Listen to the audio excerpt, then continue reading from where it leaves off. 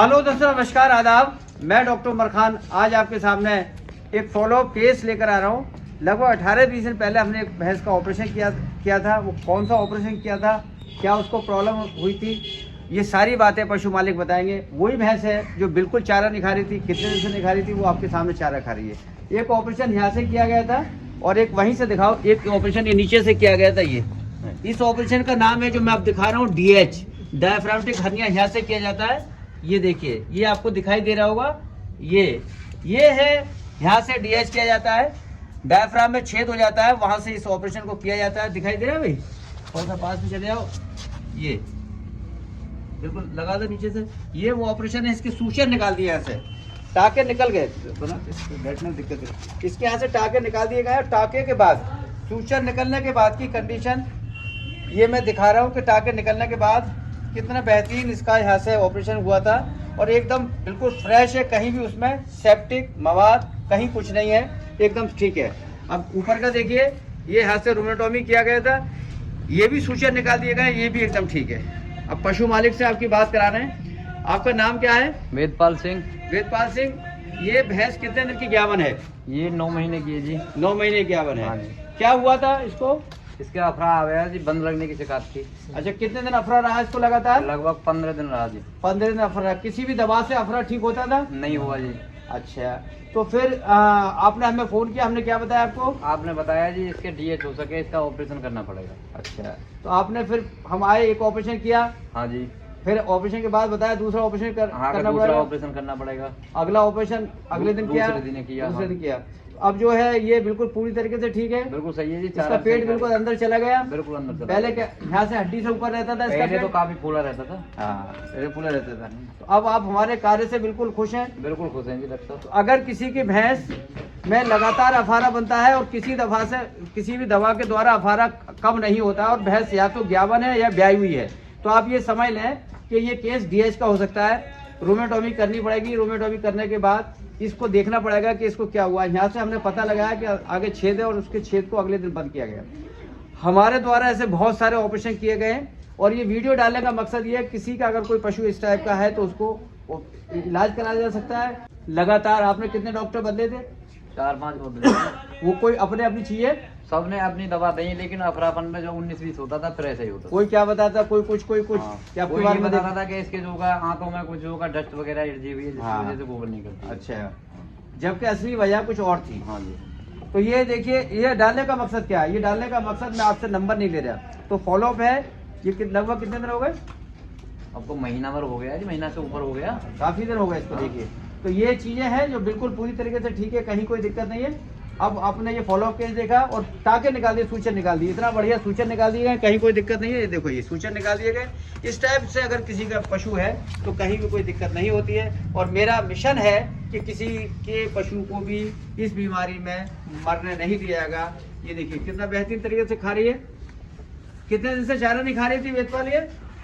ये 15-20 दिन से ना के बराबर खाती है। ऑपरेशन के बाद में न्यार खाने थोड़ा थोड़ा लगाइए। थोड़ा थोड़ा लग गया। आपको पूरा न्यार खा रही है। अब तो पूरा नया खाई, मतलब ऑपरेशन से पहले तो बहुत कम एक खाती आधा थी। मुंह कोई मार लेती थी। 2-4 मुंह मार दी थी। अच्छा, थोड़ा थोड़ा काला काला गोबर करती थी ये? हाँ जी, बिल्कुल काला गोबर करती। तो ये है DH का फॉलोअप केस, डायफ्रागमेटिक हर्निया। जो लोग भी ये समझते हैं कि DH को फील्ड में नहीं किया जा सकता, उनके लिए ये मिसाल है। ये मैं दिखाना चाह रहा हूँ, ये मेरा मिशन है कि DH मैं करता हूँ और मेरे साथ और लोग भी करें, आगे बढ़कर आए। कुछ लोग कर भी रहे होंगे, कुछ लोग को मैं जानता भी हूँ। हमारे गुरु हैं डॉक्टर दिनकर बोबड़े सर, जो महाराष्ट्र में है। उनके 100% ये केस बचते हैं।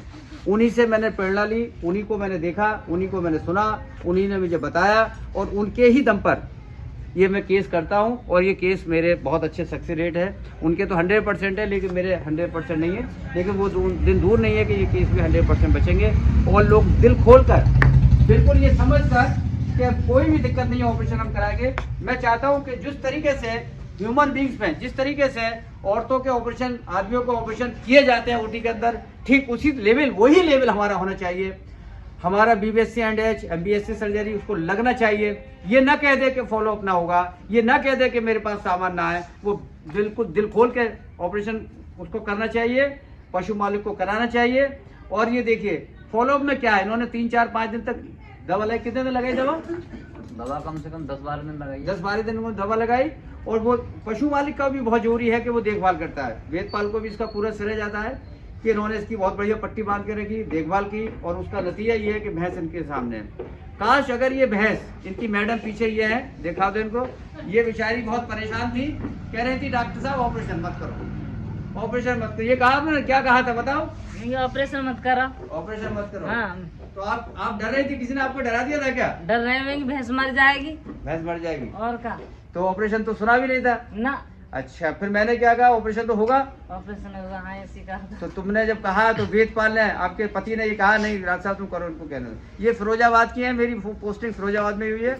बड़ा दबाव बनाया हम लोग ने इन पे, तब ये तैयार हुई। और फिर ऑपरेशन, ये तैयार तो नहीं हुई इनकी बगैर मर्जी के वो, लेकिन अब तो खुश हैं आप? नहीं, अब खुश है। उस वक्त तो तुम्हें लग रहा था। देखिए, इसका कहने का मकसद ये है कि जितनी लेडीज हैं, औरतें हैं, बेचारी परेशान रहती हैं।